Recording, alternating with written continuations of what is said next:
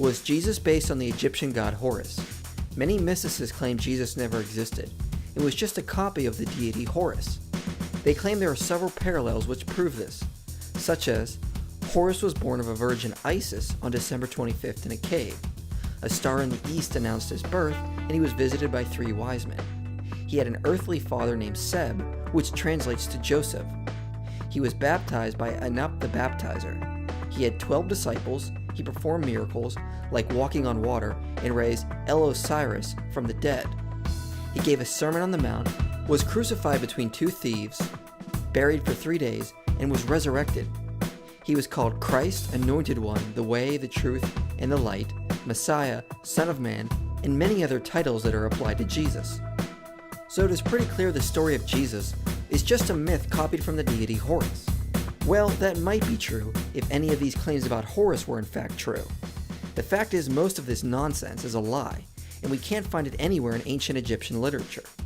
First off, Horus's mother Isis was not a virgin and was actually married to Horus's father, Osiris, and she is shown in depictions as a falcon hovering over an erect Osiris. There is no reason to think Isis was a virgin, as most Egyptologists do not even claim this. One legend even has Isis sleeping with the dead body of Osiris, and Horus was conceived from that. So there is no reason to think Horus was born of a virgin.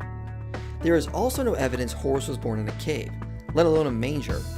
James Fraser says Horus was born in a swamp, and there is no evidence of a star in the east or 3 wise men. Let's also remember in the Gospels, it doesn't say 3 wise men visited Jesus. It says an untold amount of magi visited Christ after his birth, but it never says 3. As for December 25th, this also cannot be confirmed. One reference has Horus being born in November, whereas Plutarch says Horus was said to have been born around the winter solstice, but there is no evidence for the 25th in particular. Also, Jesus was never confirmed to have been born on December 25th. It was just an estimate based on early calculations, but never confirmed or written in the New Testament. Seb was never said to be Horus's earthly father. In fact, Seb was a god, the god of the earth, or the earth itself, and there is no linguistic connection to the name of Joseph. Some references say Seb was the father of Osiris, not Horus.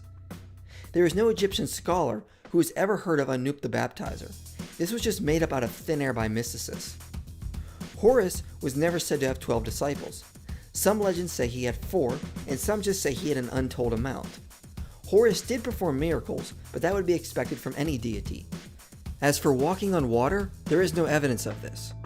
He also didn't raise Osiris from the dead. Osiris didn't come back to life, but remained in the underworld to serve as god of the dead.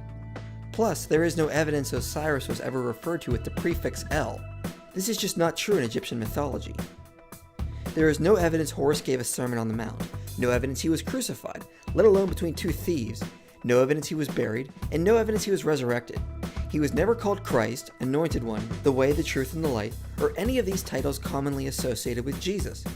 Modern mysticists have simply lied, or lack any ability to do accurate research, because all of these supposed claims about Horus simply do not exist in Egyptian mythology. And until these mysticists provide actual original source evidence for these claims, there is no reason to believe them. So since that is the case, there is no evidence Jesus was a myth based on Horus.